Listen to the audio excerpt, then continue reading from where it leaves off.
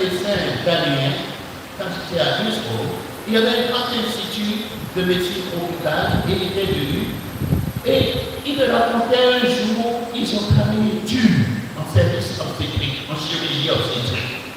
Il y avait une infirmière, cette infirmière, le jour elle a travaillé comme une diablesse. Et le soir, il est venu la féliciter, vraiment, tu as été comme ça. Et il me racontait quelle matin était sa joie. Ça, on ne félicite pas pour ça. Non. Quand on dit pas mal, ça veut dire c'est excellent. Si on convertit dans un autre système. Bon, donc, elle était contente que le médecin ait pu reconnaître son travail pour l'apprécier. Alors, ce leadership, il est à la fois masculin et féminin. Je veux souligner ici que nous portons en chacun de nous le principe mâle et le principe femelle. Que la psychologie de Carl Jung détermine par le principe de l'animus et le principe de l'animal. Donc il y a une part de masculinité et de féminité en nous. Et le bonheur consisterait, ou l'idéal consisterait à pouvoir équilibrer les deux principes en nous dans notre gestion des choses du monde. C'est-à-dire de savoir concilier la force et la tendresse et la douceur dans notre manière de gérer. Ensuite, le 12e point, c'est un leadership humain et divin. C'est pas seulement nous gérons trop de façon humaine. En gérant, le chrétien doit faire en sorte que ce soit Dieu qui gère, en fait. Que ce soit Dieu qui dirige à travers lui. C'est un leadership thérapeutique, un leadership holistique, c'est-à-dire qui englobe toute la personne. Alors, la deuxième partie, on va aller plus vite, les implications.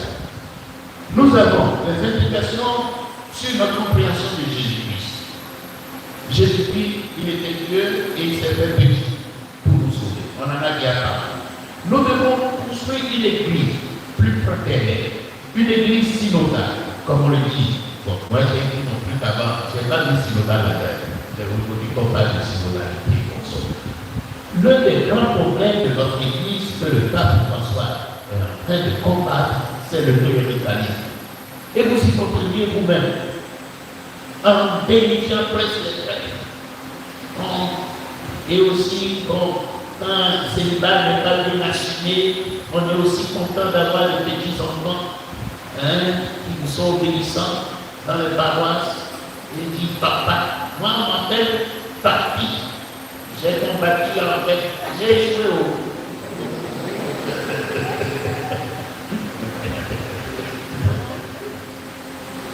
Mais surtout en théologie politique, l'application est énorme en théologie politique.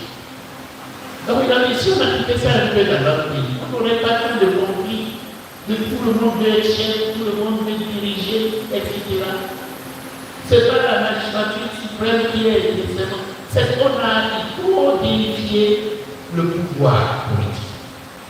Où ça devient même la seule source d'enrichissement, c'est pas bon. Ailleurs aux États-Unis, si tu veux vraiment être riche, il faut pas être président, c'est un bon type. Le président, c'est un bon type. Pourquoi Elon Musk ne va chercher l'argent en entreprise? Mais chez nous, c'est la seule manière d'avoir l'argent. Et tout le monde veut l'avoir. Alors, les implications pratiques, c'est dans l'éducation, surtout dans l'éducation. Un tel modèle de leadership dans l'éducation. À l'école, aussi bien que dans la famille. Parents, prenez ceci très au sérieux.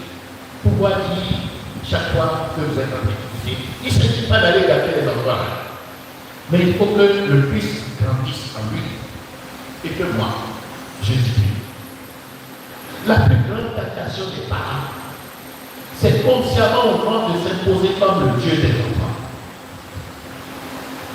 Au point de devenir même un obstacle sur leur chemin. Un obstacle